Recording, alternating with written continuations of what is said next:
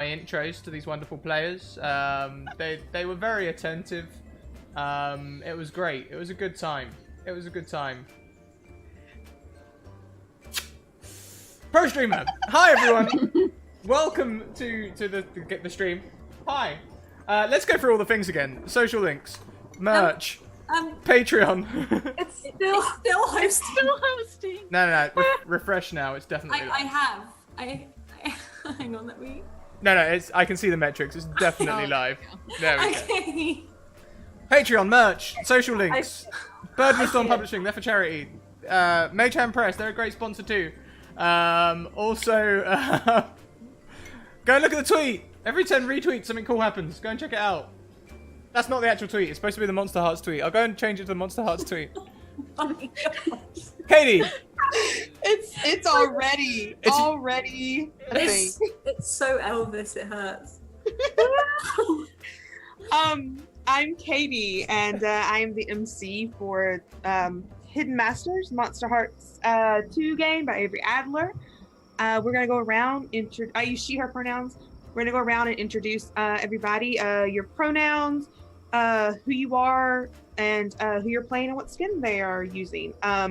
So we will start with Meg. Hi, I am Meg. I am playing Quinn the Fae, and I use she, her pronouns, and so does my character. Awesome. Dingo? Oh, there we go. I'm Dingo. I play Claudia Harper, the Sasquatch, and we both use she, her pronouns. Awesome. Alice? Hi, I'm Alice. I play Sandy, and both use she, her pronouns, and I'm also playing the Ghost. Wonderful. Ghosty Ghost. Ghosty Ghost. And Scrat, last but not least. Oh, hi, I'm playing Elvis. I play the werewolf skin. And we're a party in the full moon, so things about to get real spicy. Real spicy.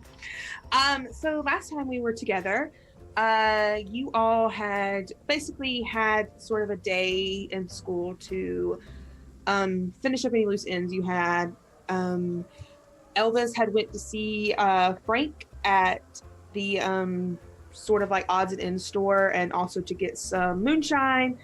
Then had went to the party out at Leafside, the Leafside trailer park, known as Leafside Estates. Sandy had also went out there, as well as Claudia had asked Quinn to accompany her alongside Elliot. Long story short, they all ended up getting out there. Sandy got there first and was sort of drawn out into the woods with this scene of June, the alpha werewolf, confronting what was his name? Francis Abrams, and confronting June, sort of learning a little bit of history about them. And you also, Sandy, you had a vision in the past of June and Quinn's sister Chloe, or not June, Francis and Quinn's sister Chloe. Seeing June hurt, you sort of had a night of visions. That's a good way to sum up what happened to Sandy. Quinn, for you and Claudia got a little closer. The both of you learned that Elliot brought a gun to the party. You, Claudia, you got very drunk very quick. And Quinn, the both of you danced together. And at the end of the night, as everyone sort of started to disappear, Claudia, you went back to Elliot's car to grab your baseball bat, leaving Quinn alone sort of in the main area waiting for you. Quinn, you saw your sister and she touched you and you sort of felt the world around you go dark.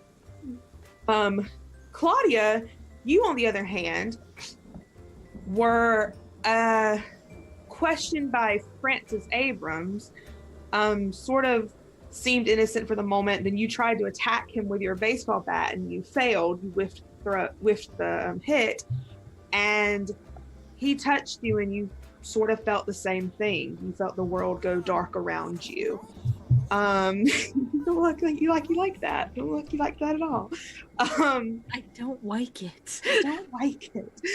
Thank you very much to Tgal83 who just subscribed with a tier 1 sub. Thank you so much. Yay. Your term fees are now paid. Then last but not least, Elvis, you got this painting from Frank that you were looking at. It was sort of demonic, sort of Dante's Inferno looking. You tried to pawn it off on everyone that you could through the night. Nobody was having it. You met two werewolves playing beer pong named Stephen and Troy. And they sort of talked to you about the whole thing. You sort of still brushed it off. And as the night continued on, it got later and the full moon rose high in the sky. You what is Wismos? What is that? What is that? Alice, why don't you describe what Wismos are?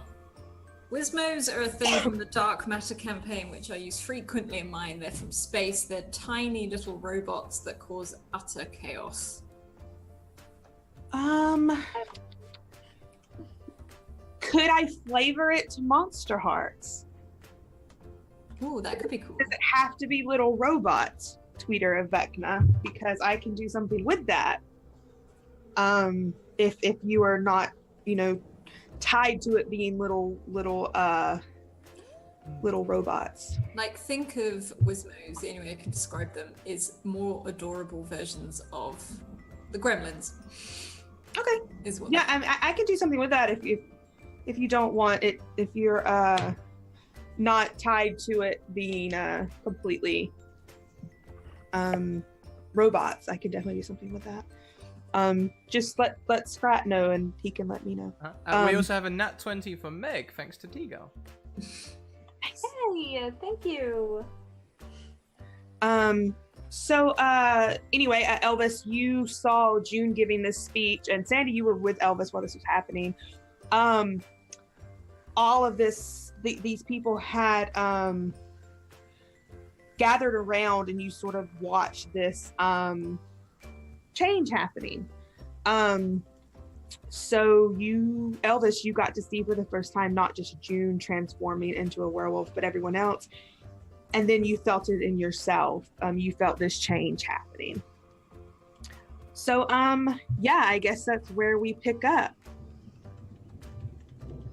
And so the full moon sits high in the sky above Leafside, and various noises fill the air through the small town. Somewhere a kettle boils over, signaling that water's ready for tea. There's a sound of an audience clapping for some fight happening on a late night talk show that an older woman's watching. There are teenagers giggling and breathing heavy as they fool around with each other in the back of a truck somewhere near the river. And the town of Leafside continues to move about as normal, and the river bubbles to life against the rocks that line the bank underneath the bridge where police tape blows in the distant wind. And on that wind, if you listen closely, you can hear the faint sound of a howl that just flows through the forest. And Elvis, you feel this pain in your body take over, and it's hot. It burns, and your limbs stretch, and your joints crack. Hot, yep. You feel your tendons stretching in ways that you've never felt, that this pain is unlike anything you've ever felt before. And before you know it, you're standing taller. You see the moon above you, but the image is different. Instead of this clear image that you're used to, it's yellowish. This is a tint that you're not used to. It's as if you're seeing it through different eyes. And as you look around, even in this form, you can see the remnants of this group that surrounded you changing into their final forms. And you look around and you see Sandy standing there, the only figure left that's still in a humanoid form. And you hear this voice in your head that you immediately recognize as June's. But it's feral sounding, almost mixed with a growl, and it says one word. It just says, run. What do you do? Through all of this pain and everything, do I still feel as though I can talk? I wasn't able to keep my cool. We can all see the roll there from last week, so I guess not. You can attempt to communicate, but you're not sure. This is your first time ever transforming. What? One, Samuel. God damn it. It comes out as a growl. There's no sort of humanoid language about it. Sandy, you being right there, you just hear this loud growl from Elvis. And question, if I saw June and everything, have I seen a werewolf before? No, I don't think you have. No. I think this is new to you. Okay, then she just, because this sobers her right up, and she's just standing and staring at him and doesn't, like, she's frozen. She doesn't know what to do. Elvis? You hear June's voice in your head, Elvis, that says, again, you better run, boy. You need to get it out of your system.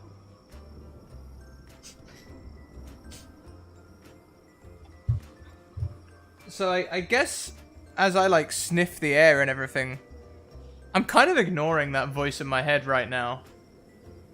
What's my gut telling me to do? You know what? How about you roll to gaze into the abyss? You can roll dark. See what your gut's telling you to do. Because at this point, you see the other wolves sort of letting go these loud howls, and they're running off to the woods behind the trailer park. June is still standing there pretty close to the both of you in her wolf form.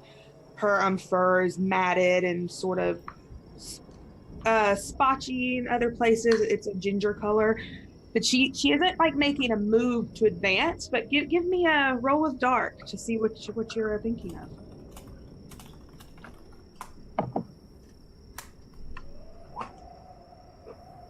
Okay. You see, Elvis, as you sort of take this moment to breathe and, try to regain your cool and feel what your gut's telling you to do. You've always trusted your gut. You want to run because you see in your head, that if you don't run, you're going to hurt someone. All you can see in these visions are blood. You can see sinew, claws, scraping and dragging across innocent people. You don't really see faces of these people. It's more of like a blur. But if you don't trust June in this moment, you're probably going to do something dangerous. Your gut's telling you to go toward the woods. It's pulling you. Then I guess I'm going to go hunt. Okay. You run off toward the woods. And Sandy, you notice June sort of stand there for a moment and look back toward you. And then she looks back toward the woods and she sort of gives you a nod, even in this wolf form. And then she takes off. Sandy will just nod back. How are you? How is this making you feel? How are you reacting now that you're alone?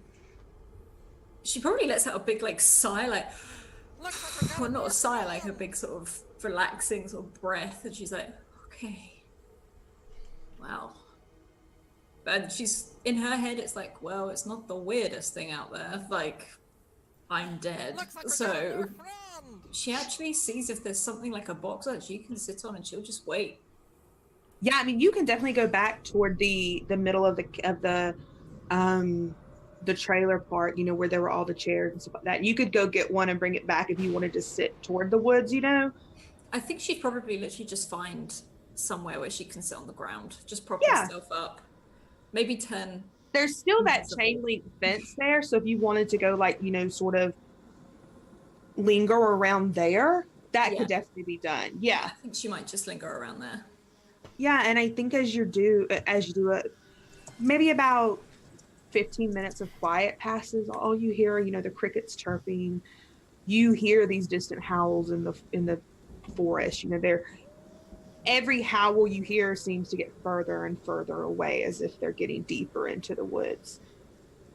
And you see behind like this tree line, this just blinking bright, clear white light. Sort of seems to blink at a rhythm. Well, I see this. Yes, you see this. Okay. She's already sort of squinted at it a little bit. She's still coming off from being like drunk, but she's pretty much snapped out of it. And she'll probably walk towards it. Okay, as you do, you don't hear anything, but as you get closer to it, it just gets brighter and brighter, and it's nearly blinding you. Yeah, she sort of holds her hand up to just try and protect her eyes from it. You continue going after it? Yeah, she keeps going. As you do, it's almost as if this chill comes over your body, which is a little strange for you. You don't feel things normally like most people do. This chill just goes through your body, and you knew a minute ago you were walking into more and more trees, but as this light fades, you're walking into this meadow, sort of similar to where you were watching June and Francis earlier. And immediately you see these two figures standing there. They're sort of grayed out, shadowed looking. You can't really make sense of what they are, but you see this younger figure standing behind like the legs of another one. You can assume that it's sort of probably a child. And you hear one of the voices go, "We promise you, if you save her, our next child, you can just save our little girl. Save her from this. She can't suffer anymore. What child deserves this?" And as you're watching this, you get the sense that you're experiencing another vision, Sandy.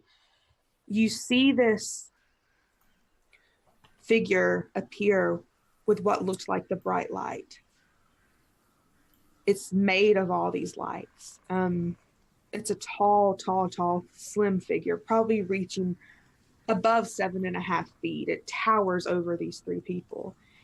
And you watch as the little child just looks around the legs of these two people standing there. And there's a reply in what sounds like not one voice, but a chorus of voices. And it just asks, "Do you know what you ask of the court? Do you know what deals you make? This will haunt you forever." And there's only one single reply, and both figures answer simultaneously. And they just say yes. And the vision clears as you're able to catch yourself before you walk right into a tree. Yeah. And she'll probably look around and just the tree in front of her maybe touch just to check it is there. Yeah, it's a real tree, yeah. She's sort of like,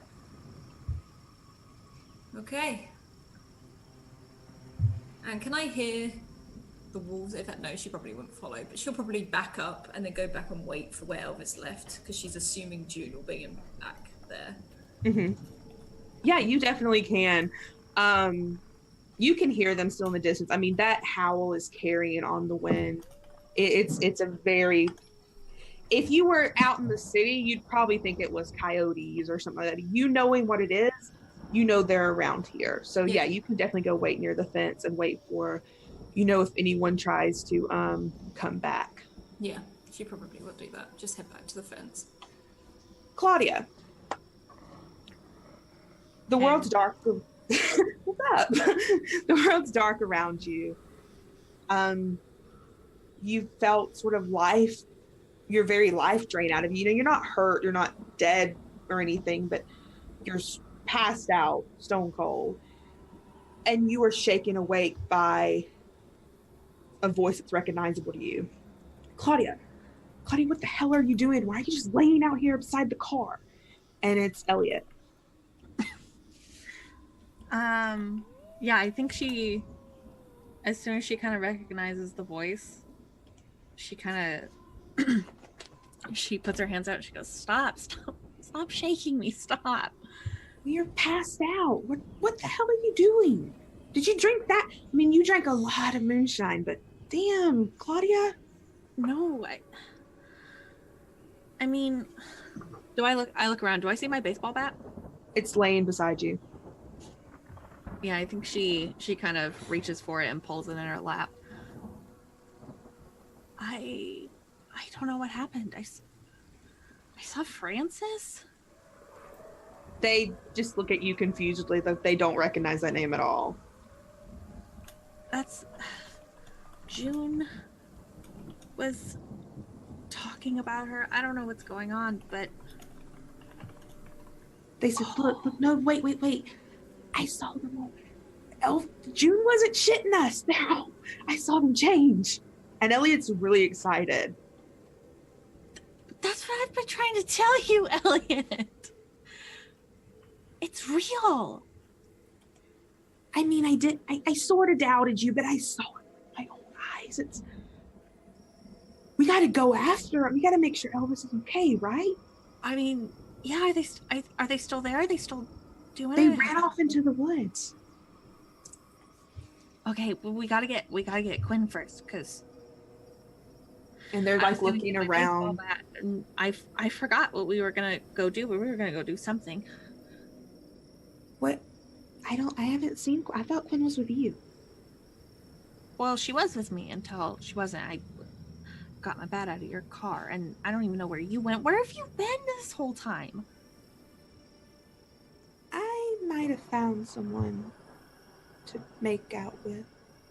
Okay, that sounds about right. Is it good at least? I mean, it was worth all. Worth Yeah, I abandoning mean, your friend. Now your friend's passed out behind the car. you're the one that chugged the whole big bottle of moonshine, not me. That's fair, actually. Yeah. Okay. Anyway, I'm sorry. I just don't know what happened. And she gets up, using Elliot to climb yeah, up. Elliot helps you up. It's no problem. What? I mean, we can try to find Quinn, but I haven't seen her. And I walked through the park to get here. Well, we have to find Quinn first. And then we'll go after the werewolves.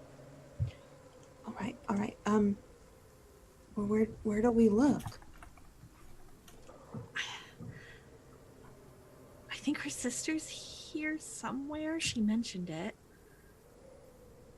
Maybe she's with her? All right, there's hardly anyone left inside the trailer park. I think all of these people here were wolves. Yeah, Claudia's gonna start walking around looking for Quinn. Okay. I want you to roll dark to gaze into the abyss as you sort of walk back into the park. Elliot's trailing behind you, looking around. Yeah, I want you to roll dark for me. Give me a little gaze. You got it. Fucking shit. I should have used my strengths. Yep, you should have. You're not finding any like evidence that Quinn was even here. You definitely aren't. I mean, you don't really know what her sister looks like. You just assume she looks like what? No, did you see her? You saw her in school. Never mind, you did. You're looking for someone that looks like Chloe, but you're not finding anyone. And Elliot was completely right. This place is cleaned out. There are like red Solo cups that litter the ground. There's a couple of crushed cigarette packets.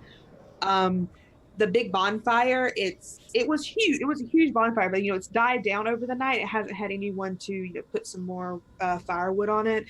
It's sort of dying down, and you can just hear as you get closer into the into the park. You can hear the howls on the wind. Okay, I think Claudia's gonna try to pull out her phone and call Quinn. Okay. It rings. It rings.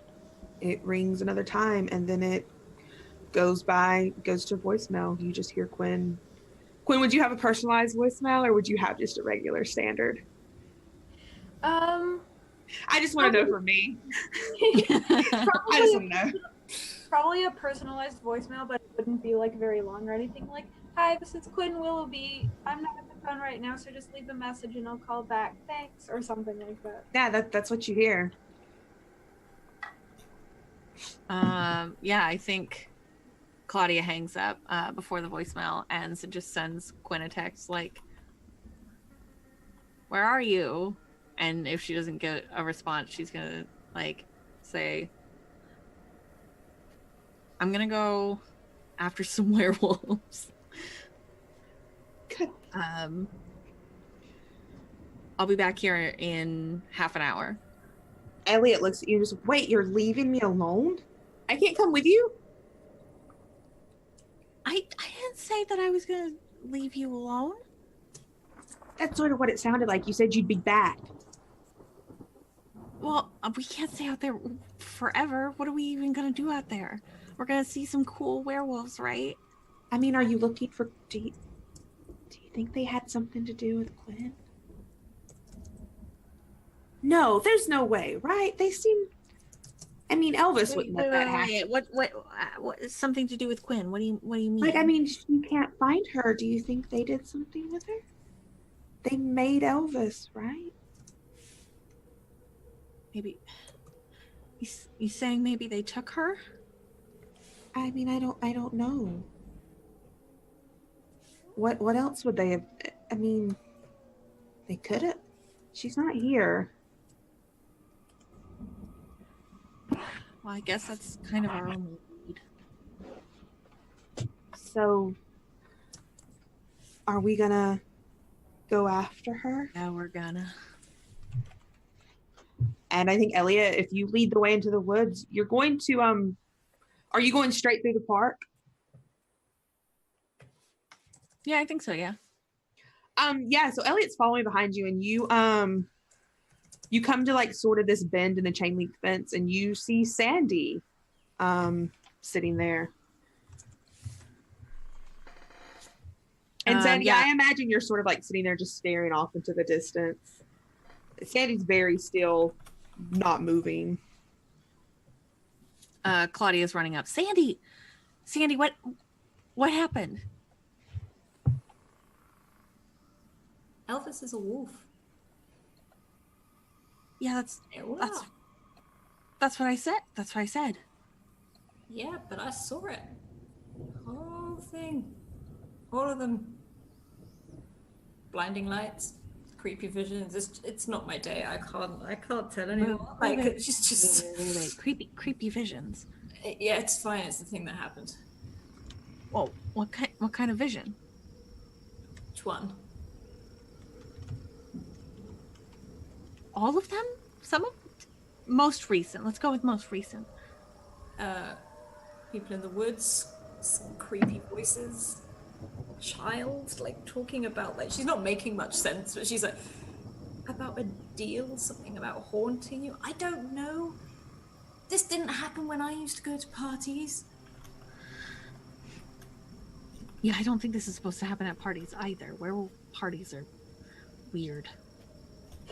Yeah. I saw that Francis person. Where? At Elliot's car. I was getting my baseball bat out of my car, and they were behind me, and I don't even remember what they said to me, but I think they were looking for Chloe or Quinn, or I don't remember. And he's not good. Don't tell me why. Don't ask me why. I know, but he's not good. That's what I thought, and so I tried to hit him with my baseball bat, and then Did you hit him? No, I missed. You missed? If you're gonna hit someone, hit them. I really tried, Sandy, but I missed, and the next thing I knew, I was waking up on the ground. Well, have you found Quinn? I can't find her anywhere. We thought maybe the werewolves took her, or... No. Well, I didn't. I think we should find Quinn. I think we should too. Right. I just don't know where to start looking. Maybe she went home? I don't know how long I was passed out for. Do you have her number or anything? I tried calling, no answer. And you can see Sandy just really thinking for a second. I don't want to leave Elvis for when he comes back, but I feel we should pay her and her sister a visit. Just check she's okay. Okay. We'll just make it quick. Okay.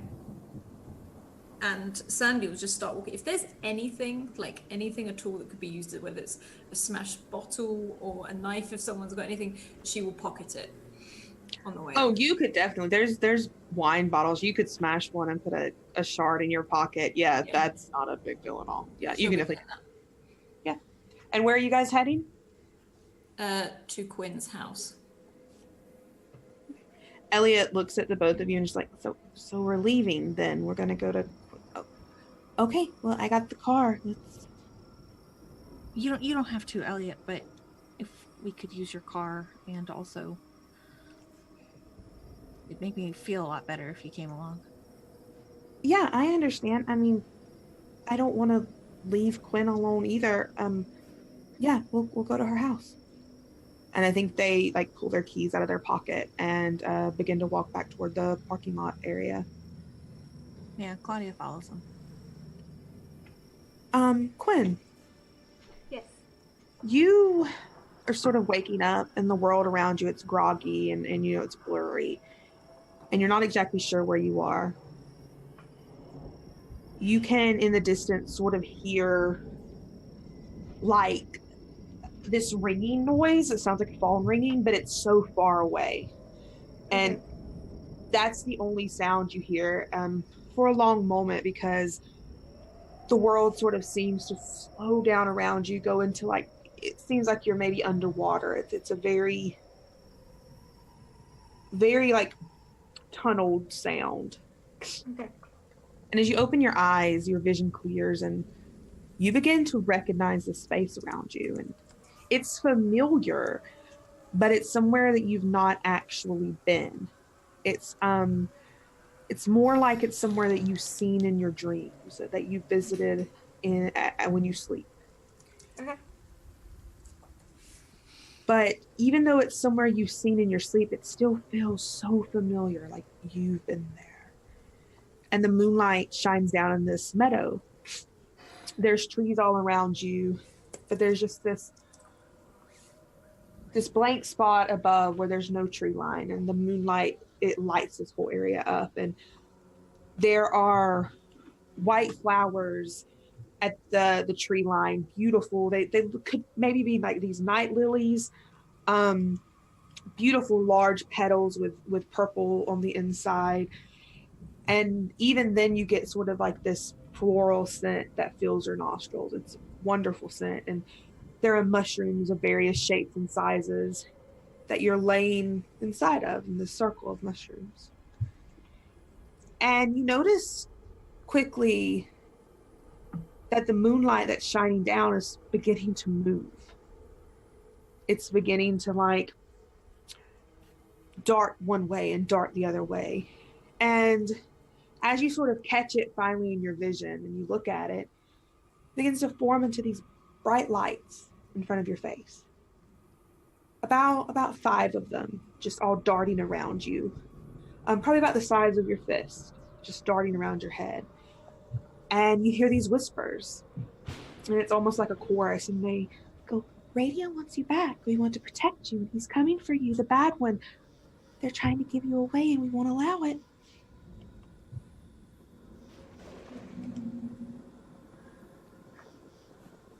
Quinn is kind of still like waking up and kind of like trying to absorb all of this, and she goes, "Wait, who? What? Like, We are just trying to protect you. We don't. If the bad one gets you, then they'll take you forever, and we don't want to lose you, Quinn. You're very important to us." okay, I don't I don't know what you guys are. I don't We're your know where. family, Quinn. We're just like you. You guys aren't like me. I am a person. You just hear this like chitter of laughter, just like high pitched, low, all different kinds of laughter just all around you, this giggling. And you watch as all these lights, these about 5 lights come to form into one bigger one in front of your face. And it's pretty close to your face. You can tell it has no problem with a bubble. Yeah. But it forms in front of your face and it sort of bumps against your nose and you feel a little bit of electricity go through your body. They tried to give you to a demon. We're not going to let the demon take you. You can't. There's no way. We want to keep you in Radia forever. Oh, a demon. Okay, well, this is a lot of information to take in. Has no one told you what you are? Why have they kept this from you? It's important to know what you are, who you are. I don't know anything. I thought my sister was here and then she touched me and I passed out and now you guys are talking about a demon. There were werewolves. I don't know what's going on anymore. She's the one. She's trying to give you away. Chloe? Is that her name? We don't know her name. We just know that she wants to give you away. She wants to give you to this bad one.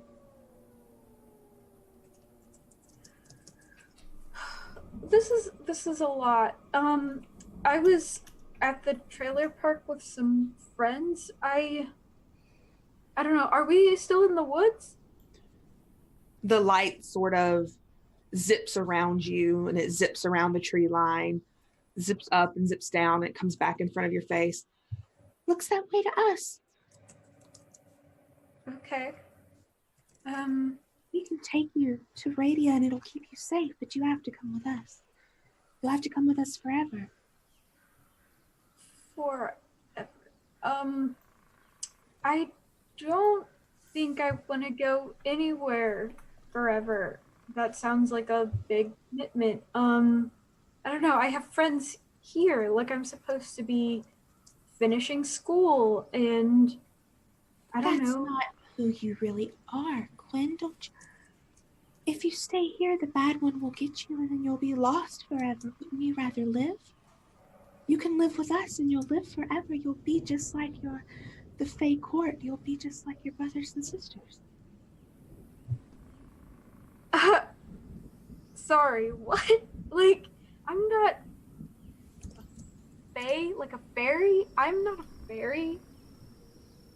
I mean, we personally prefer pixies, but you're a fairy. Okay.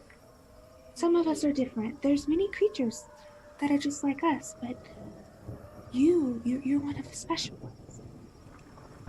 Special one. All right.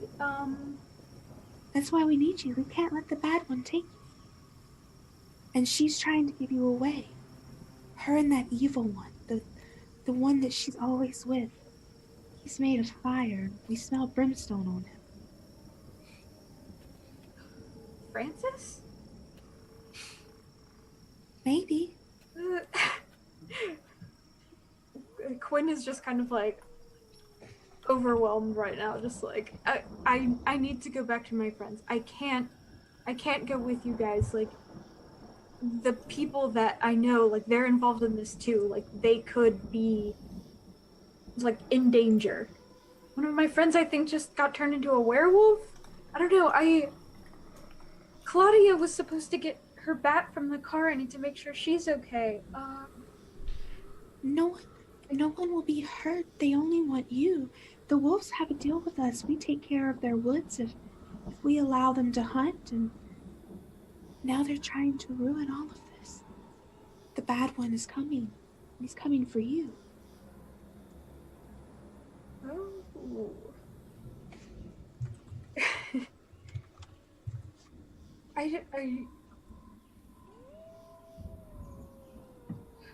Quinn You is see the light, like Quinn, as you're watching this, the light's sort of fading a little bit. It's not as bright as it was when they first started talking. And you hear them say, oh no, it's happening. We have to go back to Radia. We're being called away. You have to be careful. Trust no one. And you see the light fade. okay. And Quinn just kind of like stands up and looks around in the woods. And do I like hear anything? Like, do I hear the wolves howling or the? Yeah, you the can birds? hear. Now it seems sort of normal to you. You hear crickets Okay. chirping. You hear there's- the wolves howling. You hear things like that. Yeah. Okay, so Quinn is going to like try to find her way back to the park, but she's kind of like looking around herself, like she's trying to make sure that no one's following her like while she's doing that or anything. She's listening and paying attention. Yeah, I think that as you walk back, nothing seems out of the ordinary. I mean, besides the fact that you just, encountered this moment, but nothing is out of the ordinary. Okay. Claudia and Sandy and Elliot, as you're sort of walking toward the car, it's you, Claudia, that hears this deep, deep growl coming from behind you. And you recognize the smell of June because she had stood so close to you before at Elvis's cabin. How far behind me do I hear this growl? A good 10 feet. 10 feet, that's it? Mhm. Okay, I think Claudia stops and slowly turns around.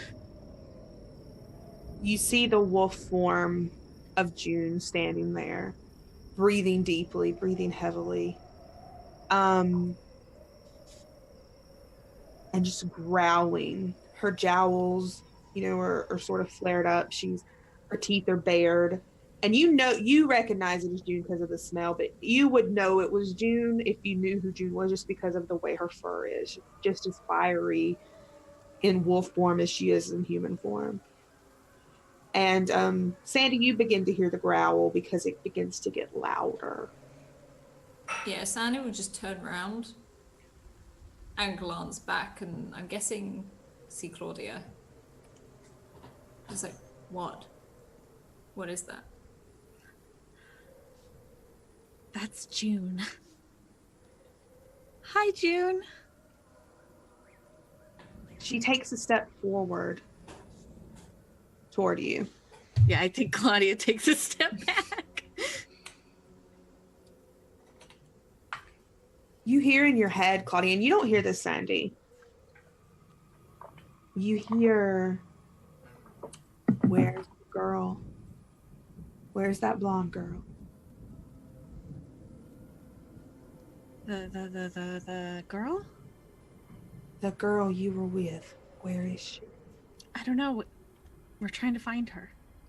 God damn it. And you see as June goes down to all fours and turns and just bolts off toward the woods. Wait! Yeah, I She think doesn't- Claudia's she doesn't kind of running stop. after her a little bit. Yeah, I think Sandy's like, whoa! yeah,